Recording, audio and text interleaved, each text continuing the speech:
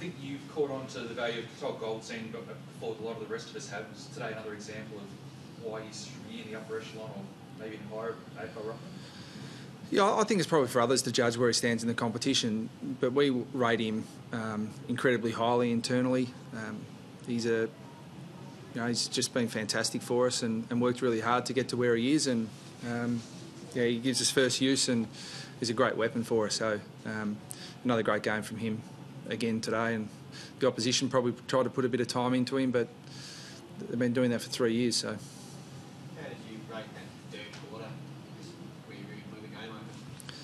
I thought it was really good. I thought we were a little bit frustrating up until that point, though, in terms of being able to execute the way we wanted to. But I thought after some really disappointing lapses in concentration and some poor discipline late in the second quarter, we were able to respond and keep our emotions in check and take out any frustration we had on the scoreboard. And no one really demonstrated that better than Lindsay Thomas. He was the one who got us going after half time and after a disappointing second quarter. Would that be your best quarter of the season, or if not, your most decisive quarter? Difficult to sort of rank quarters, but I think it just reflected the way we wanted to play. So if we can produce that sort of footy on a more regular basis, we're going to be okay. But I thought we took a while to adapt to the conditions and adapt to the opposition. But to the players' credit and to the team's credit, after half time, I thought they did that pretty well.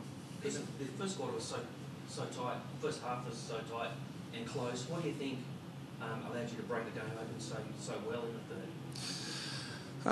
I thought we were a bit more direct with the way we used the ball, and to Richmond's credit, their pressure was really good early, and it looked like being one of those really tight, potentially scrappy, contested sort of games. But the longer the game goes on, if you can keep persisting, players get tired and the pressure drops just a fraction, and you're actually able to go forward with a bit more effectiveness. So it was, it probably unfolded that way, but it took a lot of hard work to get to that point in the first place. Even though there wasn't much in between, I think the final inside 50 count between the teams, do you think the margins sort of showed that the quality, the way you used it, bringing it into 50 was more precise? Yeah, it's a really interesting question at the moment. Inside 50s are, I think, taking on less and less relevance in AFL footy. Sometimes you have to take what the opposition give you, and you have to be able to combat what the opposition present in front of you as well. So, sometimes the inside 50 count can be a little bit misleading, and we certainly didn't want to just bomb the ball into our forward 50 all day and rack up inside 50s. We wanted to be effective when we went forward, and I thought that was pretty good. And from what you've seen so far from Sean Higgins, is it sort of making you pretty happy with your decision to bring him over from the Dockers last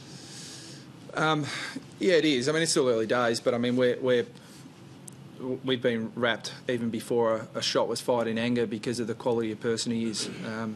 We knew that we'd made a really good acquisition over the pre-season because he's added so much to our football club already, and that even goes in terms of what he does off field before he played on field. So he's been really impressive for us, and he's been great. How did you assess Drew Petrie today? I guess for the year, maybe on the scoreboard as much as previous years, but 10 marks and 20 disposals. Did he pick and roll at all, or was today further up the ground? Yeah, well, he played a little bit higher just because the